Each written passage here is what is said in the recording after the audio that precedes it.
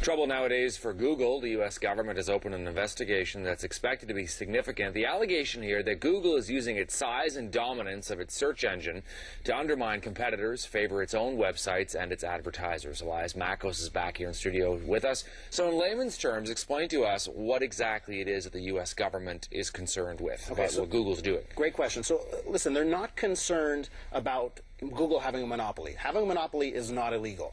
What they're concerned about is abusing that monopoly to get, more power and advantages in other fields. So, one of the things that when people go to Google, they go to Google and they, they'll do a search for a restaurant or they'll do a search for a hotel.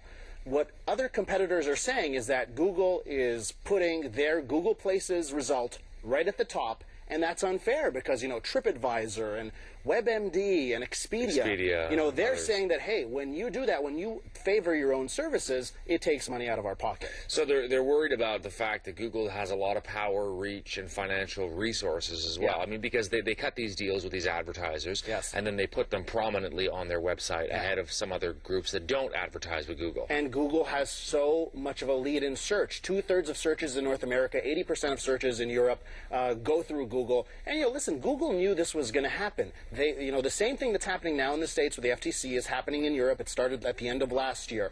So Google's aware of this. Google even says, hey, we know we're disruptive. And that's what happens when a company has $29 billion in revenue. They make so much money in search. And because they make so much money in search, they can enter all these other fields. So that is why there's so much worry here. Okay, let me be devil's advocate. What is the problem with Google using its own search to help its own business? I mean, that's the point of free enterprise, no? That's a great question. And truth be told, look at it. Google Maps, for instance, you type in, an address, or you type in, a place that you want to go into Google. It pops up the link to Google Maps.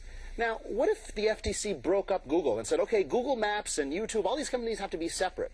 Well, then you end up with a lot of companies that are not profitable. Google Maps in and of itself doesn't make money. YouTube doesn't make money. So, the whole structure of Google is reliant on the fact that they make so much money from that search. So that is a very good question. I think, it would be too hard to break up Google because it's not like they have a whole bunch of things that make money. It's one thing that makes money, and it sort of supports everything else. The other ones are all piggybacking on it. And it's almost like Google has become like a utility, like a hydro company or a power company, water company, because people use it so much when they're going online. Listen, it's a verb. It's become a verb. It's a verb. It's synonymous with search. But the other thing, and this is a really good point on Google's part, nothing is stopping anyone from typing www.bing.com. Right. It is not like there is a barrier for people or Yahoo or anyone else. Right. So if you want to look at it and compare it to Microsoft in the 90s, when they sort of used their monopoly in operating systems to take over the browser market with Internet Explorer, that was a clear-cut case. They were abusing the Netscapes and whatever. That's right. They were, Netscape, and all these people ended up dying because of that. So I think it's not the same as what happened with Microsoft in the 90s. Now, the U.S. government, of course, years and years ago, in 1911, broke up Standard Oil, AT&T in the 80s. Lots of different monopolies that have been broken up over the years because, again, they don't want them to have too much control. Yeah. It's when they're abusing it, though, not just the fact that where do you think this is going to go, and how bad is this for Google, very quickly? Listen, this is not Google's first rodeo with the FTC.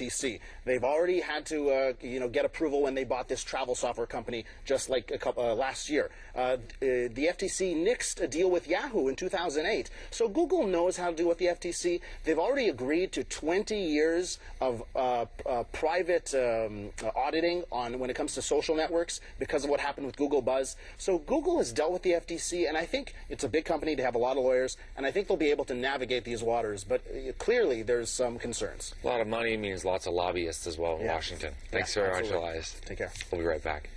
Visit ctvmontreal.ca for the latest news. Plus, join the discussion and get instant updates through Facebook and Twitter. Stay informed and stay in.